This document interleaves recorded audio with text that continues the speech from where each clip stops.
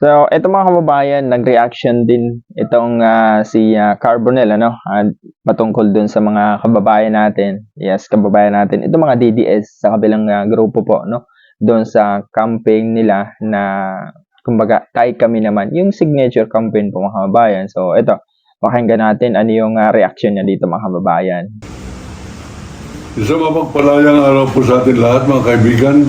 Ngayon po ay ika-11 ng Marso 2026. Tayo po ay bumabati muli kay General Nicolas Torre III sapagkat sa araw na ito ay nagawa niya ang isang tungkulin na pinangarap ng maraming matinong Pilipino na sana mapanagot ang may sala. At yung kanyang epekto ng warrant of arrest ng Interpol para sa ICC, mga kaibigan, ay matagumpay. Katarantaduhan, kalokohan yung may mga nagsasabing kidnapping, sapagkat kitang-kita rin ninyo na binasahan pa siya ng Miranda rights, full coverage, namukpok pa yung kanyang anak ng cellphone sa ulo ng pulis, duguan ng ulo ng pulis na babae.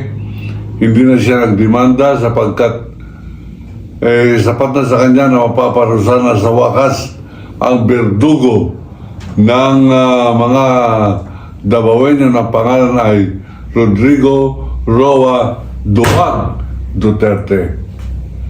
Ngayon mga kaibigan, tayo po ay bumaba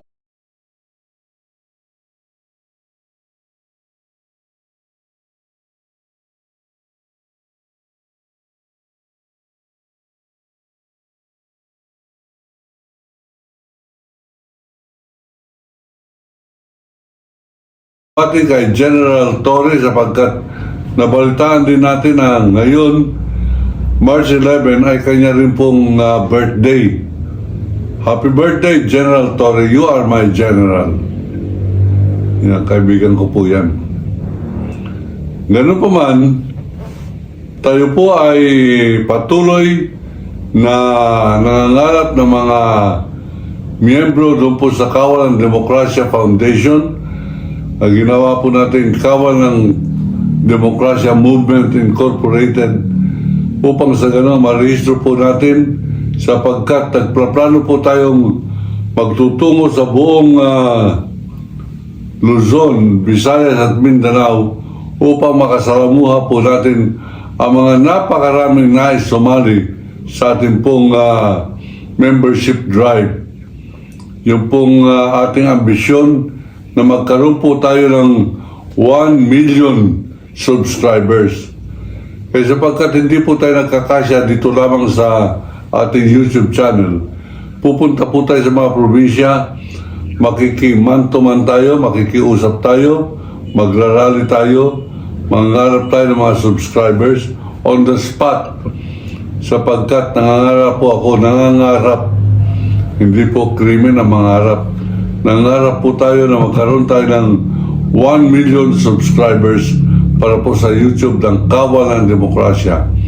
At naniniwala po ko that out of 120 million Filipinos, baka naman may 1 million na magiging makabayan, tatapang at maninindigan para po sa karangalan, soberenya, katotohanan na dapat mamayani sa ating bansang Pilipinas. Believe talaga ako mga kababayan dito kay Carbonell. Talagang, yun nga, gaya ng sabi ko, is pagdating mga kababayan sa tama o yung paglalaban, talagang, napaka-solid niya mga kababayan. Grabe.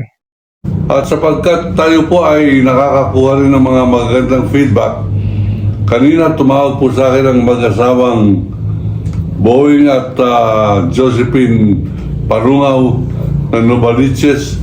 Sila po ay umu-order po nitong akin po ng aklat. At ang sabi po sa akin ng si Boeing, si Eliasito Parungaw, abay sabi niya, nag-usap daw sila mag-asawa, kaya lang sila bibili upang magpapakita ng suporta sa atin pong laban o paninindigan laban sa korupsyon at laban po sa panghihimasok ng China sa ating pong bansa. Kailangan ko po yung support na yan. Kaya nga po tayo nakikiusap. Yung mga nagsasabing Muslim pa. So, di ko alam yung mga kabayan, libro ata yun, ano, against kay Duterte. Di ko lang alam, hindi ko masyado maano. Kumbaga, yun yung parang siguro doon sa kanyang paglalaban mga kabayan, nakalagay siguro doon sa mga club na yun o doon sa club na ginawa niya is doon sa kanyang paglalaban na kumbaga yung tunay na paglalaban laban sa corruption or mga ganyan-ganyan, di ba? Ayun, yung, di ko alam kung nakita niyo yun. Mismong libro Sabing bayaran. na nandun yung mukha ni dating presidente Duterte na parang may nakalagay dito na ano, sulat. Yan si Carbonell. Abay, sinubukan na po akong bayaran ng Malacanang nung araw ng panahon ni Duterte. Akin na pong inilahad dyan sa registration na kung ako po ay binibigyan ng trabaho na 1 million pesos a month. Abay, tinatanggap ko na po. Ngunit nung bago po kami magkapirmahan, tinanong ako, ano daw ba ang aking pananaw kung pwede daw ba kami magkausap ni Rodrigo ni President Duterte. Sabi ko, so this is what it is all about. Ito pala ang dahilan ng inyong pag-aalok sa akin ng trabaho. Sabi niyo wala na yung ABS-CBN, hindi na marirenew ang prangkesa. Abay, kako napagali naman ninyo. Sapagkat hindi pa pinagdidebatehan sa Kongreso alam na ninyo na mawawala ang ABS-CBN sapagkat pagtutulong-tulungan ito nila Mike Defensor, Rodante Marcoleta at Boying Remulla, mga kaibigan. Andiyan na naman yung Defensor. Alam po ninyo, itong si Mike Defensor. Itong partner na ito ni Marcoleta sa pangulimbat ng prinsipyo at dangal ng Pilipino. Abay, nag-invento na naman to itong 18 Marines na ito. Ano raw ang pananaw ko? Yan po mga nagte-text sa akin. Ano raw ang pananaw ko rito? House show po yan. Ano po ibig sabihin ng house show? Hindi ka panipaniwala. House show, hindi ka panipaniwala. Sa bagay mga kabayan, hindi naman talaga panipaniwala yung ginawa nung 18 Marines na yon. So, parang ito yung karugtong nung unang video mga kabayan. Itong ginawa ni Carbonell. So, parang naputol lang ano. Yung pinakauna niyang topic is yung patungkol kay hindi. Yes, tama yung patungkol kay Duterte. Laban kay Duterte. Kasi itong lalaki na to is galit na galit sa mga Duterte mga kabayan.